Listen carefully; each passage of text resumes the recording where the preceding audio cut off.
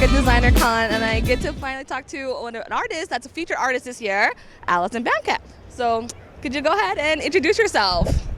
Hi, I'm Allison Bamcat. I'm a painter and a mural artist out of Los Angeles. So I'm down in Anaheim for the weekend of DesignerCon. Age-old question, what's the inspiration for your style? The inspiration for my work goes way back to childhood for me with like the Lisa Frank Trapper Keepers and stickers and just super bright colors from the 90s, you know? Did you ever have one? Do you remember what was your first Trapper Keeper? I couldn't even tell you. I had probably had all of them. So like that and Pokemon cards, yeah, I was just obsessed with little creatures and colors, yeah, so. So, what was your first medium that you worked with, or did you just start right into murals? I mean, because I've been doing art since I was like 4, it was probably crayons. Typically nowadays I work with either spray can for murals or I work with acrylic wash, which is a flat type of paint that I use for my gallery work. The featured art on the website is one with a turtle. Can you give us a story about that one? Because it looks really amazing, the little snippet that I saw. Yeah, absolutely. So that was part of a mural that I did in Lancaster, California. And sometime it was actually on the Museum of Art History, which is, you know, very special to paint in an art museum, especially as an artist. So I wanted to showcase some of the native animals to that part of California. So a desert tortoise, and I also did a mountain lion. So, and the tortoise is kind of carrying the weight of the world on its back. Mm-hmm. Hitchhikers? Yeah, a little bit, yeah.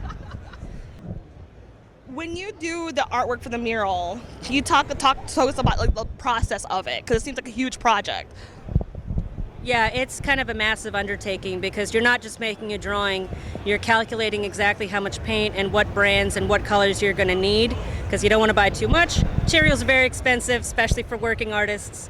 So I start off with a sketch on Procreate on my iPad, and then I play around with colors there, and then I take every single individual color and plan out how many cans of spray paint I'm going to need per square foot. It's like math for artists, like, oh my gosh. But is there a particular mural art that you haven't worked on yet that you would love to work on? I have a secret crush on graffiti artists, and I feel like I'm maybe a little bit too old to get into it and be taken seriously, but I really love and enjoy graffiti art. Why would you say you're old for it? What are you talking about? I don't know. It's not about age. My back is hurting, all right? Actually, I understand that myself. Are you gonna transition to a different kind of medium other than murals at some point in the future? I mean, there's definitely a lot that I want to play around with. I'm actually getting my first inflatable made, like a big blow-up inflatable for an event in Miami this year. And so I just want to kind of see how my characters can be interpreted into bigger and crazier, wild kind of stuff. And then what would you describe as your signature style in terms of your art? I think I call it like candy-coated pop surrealism. So one of the highlights for Allison's booth are these clementines. So we're going to have her kind of talk a little bit about them because they're super dang unique. Yeah, so this is my very first foray into having like a physical 3D toy. So it's my first resin toy. They were produced by Pretty in Plastic, who works with a lot of artists at DesignerCon.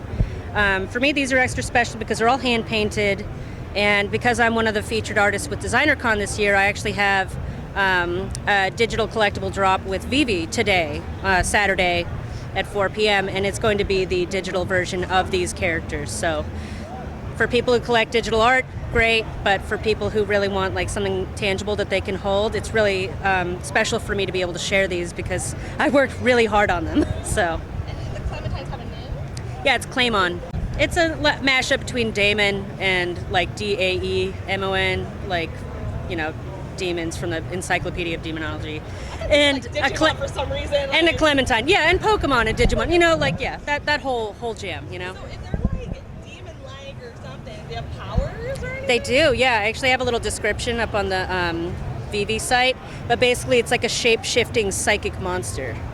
So, and I have other drawings of it in different forms that I'm like still working on sharing, but yeah, I have a lot of fun with this character particularly. Why clementines of all the fruits? Well, growing up in LA, I'm been surrounded by citrus fruits my whole life, and I'm lucky to have a lime and a lemon tree in my yard. My neighbors have oranges, so we all share fruit, and so like clementine is like my favorite citrus fruit. Oh, so it's nice and purple. Purple.